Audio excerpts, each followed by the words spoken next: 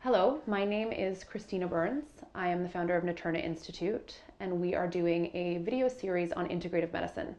Today we are lucky to have with us Dr. Isabel Blumberg from Brasner, Blumberg and Amaru, and we're trying to get her perspective on integrative medicine in today's age.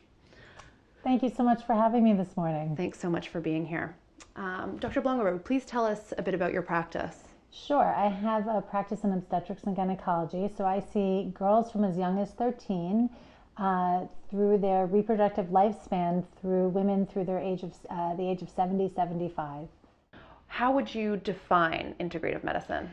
I think integrative medicine is when you can employ different modalities of medical care in addition to traditional Western medical care, which is what I offer. When you can employ different medical modalities to try and treat patients' concerns, issues, problems, so that you integrate these different aspects of care to provide a more complete care for the patient. What fields of complementary health do you refer to most? There are a variety of different fields of complementary health that I think work well in obstetrics and gynecology. Nutrition, physical therapy, meditation, and acupuncture are the four that I usually rely on the most for my patients. In what scenarios specifically would you refer to, say, acupuncture or nutrition?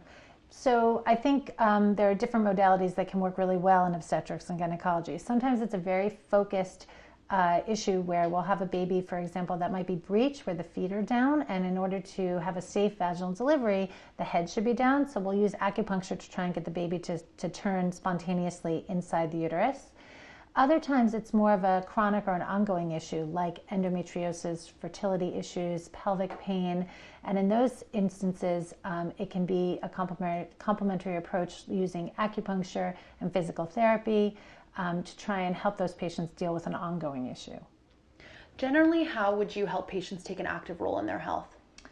I think the key thing to getting patients to taking an active role in their health is listening to their problems, trying to figure out what's wrong and try to help them, and then being open to using different modalities. If a patient comes to me and says, I work with an acupuncturist, I think that's great. I think it's important if patients take an active role in if they want to search out other modalities of complementary health, or if they want me to help them find other modalities of complementary health. I think taking an active approach means being open to a variety of ways to try and help the patient.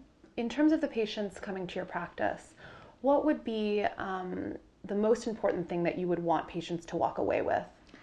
I would like my patients to walk away feeling like they've been heard and well taken care of. And I think that if you communicate well with the patient, and really listen to what they're telling you, patients will walk away, even if you can't solve their problems immediately, or you can't solve their problems because some problems can't be solved, they will feel well taken care of, and that's key in medicine. Thank you so much, Dr. Blumberg, for being here. Dr. Blumberg is taking new patients. She is an attending at Mount Sinai, and her contact information can be found here. Thank you, Christina, for having me today.